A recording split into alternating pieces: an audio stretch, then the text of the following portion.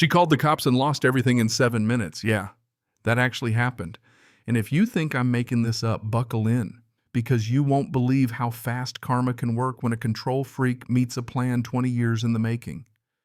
So picture this. I'm out on my lake floating peacefully on my homemade houseboat on my own property, just soaking in the sun, feeling like I finally cracked the code to freedom, when out of nowhere the HOA president from hell storms over waving her phone and shouting like she just discovered a body in the bushes. She's screaming that I'm destroying the neighborhood by floating a boat on my own lake, on my own land, and before I can even process the crazy, she's calling the cops, threatening to have me arrested for what? Living my dream, man. If only she knew what I was actually doing behind the scenes while she ranted to the police, she might have just turned around and run the other way. Let me back up a sec. Name's Jake Morrison, 42 years old, used to be a landscape architect grinding in the city. Then one day I looked around and realized I was working myself into an early grave.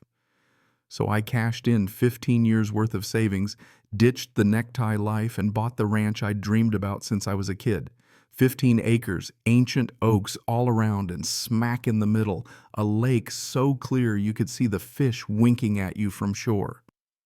When I say it was paradise, I mean the kind of place that makes you wonder why anyone would ever choose a cubicle. I started a YouTube channel, Living Free with Jake, just 5,000 subs back then, mostly folks who liked watching me build weird stuff and try to live off-grid. My motto, document everything, regret nothing. Turns out that little mantra would end up saving my skin, but at the time it just sounded cool on a t-shirt. So for 3 months I poured every ounce of sweat into building my masterpiece, a floating houseboat, but not some janky raft. This was a legit home, solar panels, composting toilet, a mini kitchen, the works. Every step, every late night I filmed for my channel. I even gave the boat a name, Liberty. I mean, what else would you call the thing that finally set you free? So on a sunny Tuesday, I'm launching her for the maiden voyage, live streaming the whole thing, cracking jokes about if any Karens show up to ruin the party, and you guessed it, prophetic words, man. Because at exactly 10:45 a.m., all hell breaks loose. From the direction of the Pine Ridge Golf Course, I see a woman marching toward me like she's about to evict the devil himself. 65 years old, perfectly silver hair, designer golf outfit, and the look of someone who's never been told no. She's got 5 people following her, matching HOA board badges, one with a camera, another scribbling notes like she's at the Watergate hearings. The president herself, Victoria Sterling, she doesn't even bother introducing herself, just starts screaming, "Turn off that camera, you're destroying our $1 million view. Do you know what you've done to property values?" I stay calm, camera still rolling, chat going wild, because I already know deep down this is about to become content gold. I introduce myself, real polite, Jake, private lake, private property, what's the problem? But she just gets angrier, waving her golf club around like she's about to tee off at my head. I'm Victoria Sterling, president of the HOA, 12 years, 47 lawsuits, and this eyesore will be removed today, or your life's about to get real difficult. Then in a move that still cracks me up, she chucks her golf club right at me, misses by inches, splashes into the lake. The live chat explodes. Call 911. Karen level over 9,000, bro. She just tried to kill you. My view count triples. Now here's where things get interesting. While she's losing her mind, the woman with the clipboard, turns out her name's Ashley. The HOA's accountant makes quick eye contact with my camera and gives this subtle shush gesture, finger to her lips. Blink and you'd miss it, but my viewers, oh, they notice. Immediately the chat's like, "She's trying to warn you, bro." But before I can even process that, Victoria's back on her tirade, threatening lawsuits. Cops even suggesting I'm an environmental terrorist. And then in the heat of it, she slips up. "When my expansion plan is complete, this whole area will be transformed." Whoa. What expansion plan? She goes, white snaps at Ashley, and storms off with her entourage, but not before Ashley sneaks one last worried look my way. Within 48 hours, my mailbox is stuffed with violation notices, 17 of them to be exact. Visual pollution, $500 a day. Noise, $300. Unauthorized use of water surface, $700. Fines adding up to over $3,000 a day. But then buried in all that garbage, a formal offer to buy my lake and 5 acres for $300, $1,000 a quarter.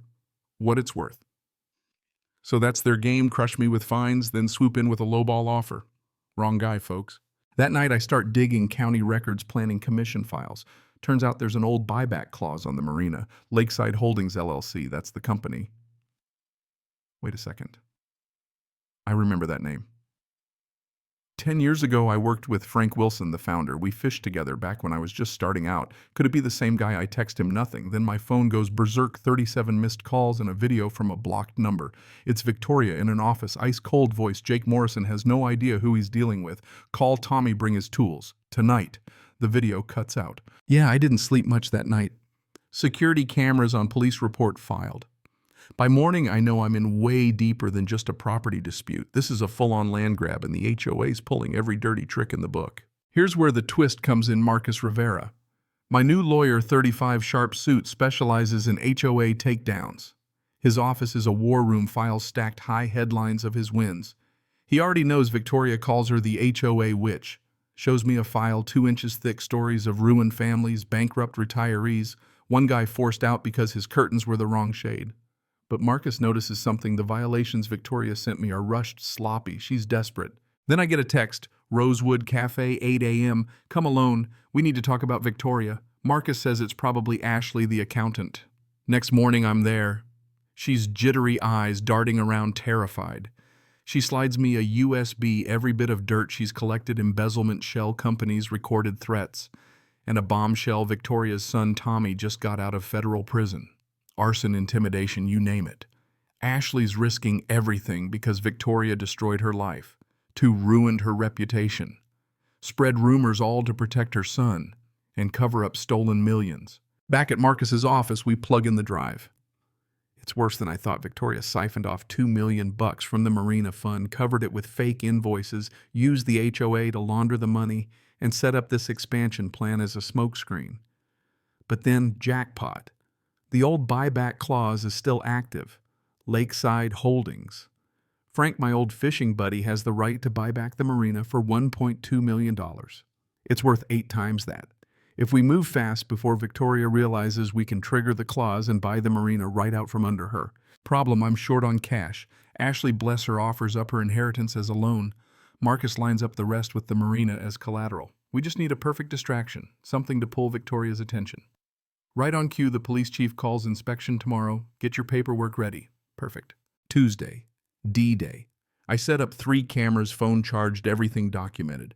Victoria rolls in like a queen, 2 lawyers, a squad of board members, even the Golden Dragon Corporation reps her buyers for the new condo deal. She's gloating, announcing my environmental terrorism to the crowd, calls 911, puts on the show of her life. And right then, Marcus triggers the buyback.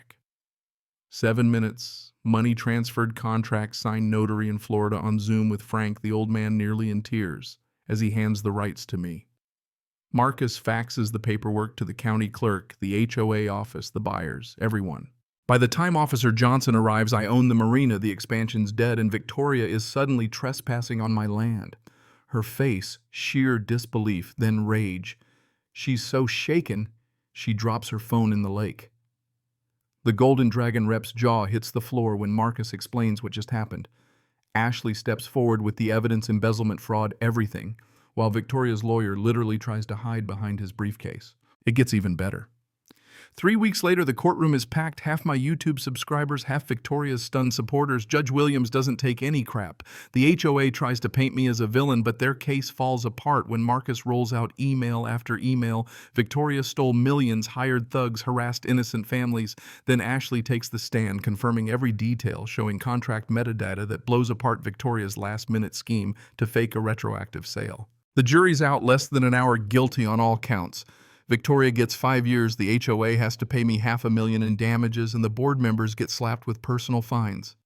As Victoria is being led away, I can't help myself. I offer her a janitor job at the Marina. The place erupts in laughter. News crews catch her meltdown, and overnight she becomes an internet meme. HOA president destroys herself in court. But you know, just when you think the story's over, bam! Golden Dragon files a federal lawsuit. The Marina's bank account gets hacked, and suddenly there's a new lien on my ranch. Nobody saw coming. Is it really over? Or did the real villain just step onto the stage? 6 months later, the Marina's thriving. Ashley's the new CEO, brilliant, compassionate, turns the place into a community hub, even marries Marcus in a dockside wedding streamed to 1 million viewers. Frank Wilson finally gets to cut the ribbon on the new community center named after him. Victoria. Out of prison, early broke in disgrace scrubbing toilets at the very Marina she once tried to steal. One last scene for you. I walk into the executive bathroom. Victoria's mopping the floor. She thanks me, no sarcasm, just gratitude for the second chance. I remind her the cameras are always rolling. As I leave, I can't help thinking, yeah, the universe really does balance the scales. Sometimes the best revenge is building something good right on top of the ashes of your enemy's empire. But wait, security footage catches Victoria whispering into her phone. He thinks he's won. Round 2's coming. And just like that, the video cuts to black. So what do you think? Did I finally get justice, or is Victoria plotting her comeback? Drop your thoughts below.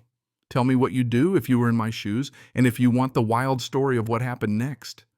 You know what to do. Smash that like button, share your theories, and let's talk about real justice.